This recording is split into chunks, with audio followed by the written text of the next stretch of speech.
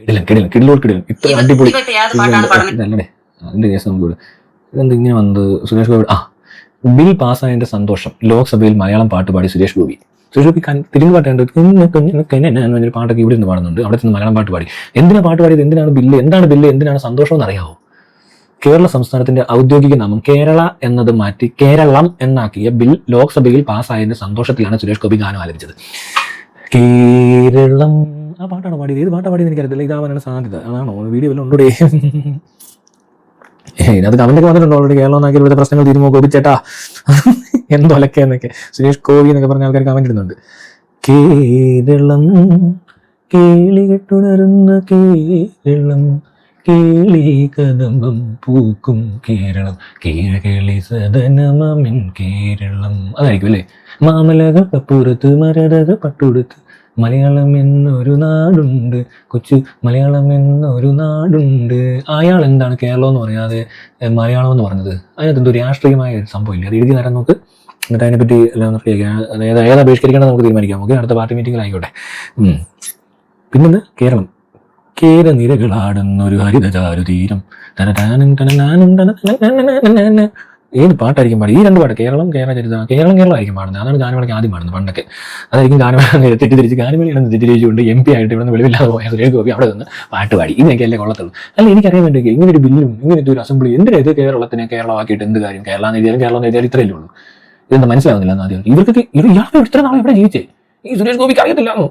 സുരേഷ് ഗോപി വേറെ ഏതോ നാട്ടിൽ ജീവിക്കുന്നവരാണ് ഈ നാട്ടിൽ ജീവിച്ചത്. കേരളയിൽ ഇപ്പോഴായിരിക്കും അയാൾക്ക് മനസ്സിലായി കേരളം ഇതിപ്പോ ശരിക്കും ഇത് കേരളമായത് ഇപ്പോഴാണ്. നിങ്ങൾ നോക്കുമായിരിക്കും ഇറങ്ങി കേരളം കൊള്ളാം. ഇവന്മാരുടെ ഒരു ബുദ്ധി എന്ന് പറയുന്നുണ്ട്. ഭയങ്കര പ്രത്യേക ബുദ്ധിയുള്ള കുറെ ആൾക്കാരുണ്ടെന്നേ. അവരുടെ പ്രശ്നം ഏതൊക്കെ? ഈ ബംഗളൂരു ആക്കണം, അത് ബ്രിട്ടീഷുകാരുടെ പേരാണ്, അത് മാറ്റണം. ബ്രിട്ടീഷുകാർ പോയി അവരത് മറന്നും പോയി. അവിടെ ആരും ഇതൊന്നും അറിയുന്ന പോലും ഈ ചരിത്രം അവർ പഠിക്കുന്ന പോലുമില്ല. ഇവിടെ അത് പഠിച്ചുകൊണ്ടിരിക്കുന്നതിന് കുഴപ്പമാണ്. ഇവിടെ പഠിക്കരുത്. ഇന്ത്യയുടെ സ്വാതന്ത്ര്യമൊക്കെ കഴിഞ്ഞു. അതിൻ്റെയൊക്കെ സംസാരിക്കുന്ന വിഷയമല്ല ഇതിപ്പോൾ. പുതിയ പിള്ളേർ നിന്നിട്ട് നെഹ്റു ആരെന്ന് വെച്ചാൽ അവർക്ക് അറിയത്തില്ല. നന്നായി അറിയത്തി നോക്കിയോ. എല്ലാം പിന്നെ ഇനിയും ഈ പറഞ്ഞ ആവശ്യമില്ലാത്ത ചാത്രത്തെ പിടിച്ചോണ്ടിരിക്കത്തില്ലേ. കേരളമെന്നാക്കിയാണ്. വേറെ എന്തെങ്കിലും മാറ്റാനുണ്ടോ? ആലോചിച്ച് നോക്കണമല്ലോ. കേരളമെന്നാക്കിയപ്പോ പാട്ടും പാടി എന്തൊരു സമയം പോയി നോക്കി. ഒന്ന് ആലോചിച്ച് നോക്കി. എന്തോരം പ്രശ്നങ്ങളുണ്ട്. ഇനി പിന്നെ ഒരു കാര്യമുണ്ട്, വേറെ കാര്യമുണ്ട് കേട്ടോ. ഇനി കേരളം എന്നാക്കിയ സ്ഥിതിക്ക് ഉരുൾപൊട്ടൽ ഇങ്ങനെ കുറെ പ്രശ്നങ്ങളുണ്ടാകും ഇവിടെ. ശരിയാ, ഫ്ലഡ് വരുന്നു. ഇത് വരത്തില്ല. ലാസ്റ്റ് ഇതൊരു 3 മാസം മുമ്പായിരുന്നെങ്കിൽ ഈ തിരുവല്ലയിൽ വെള്ളം കയറത്തില്ല. എത്ര പേരെ വീട്ടിൽ വെള്ളം കയറിയെന്നറിയോ? ഈ സുരേഷ് ഗോപിക്ക് ഇത് കുറച്ചുകൂടെ നേരത്തെ ആയിക്കൊള്ളുന്നു.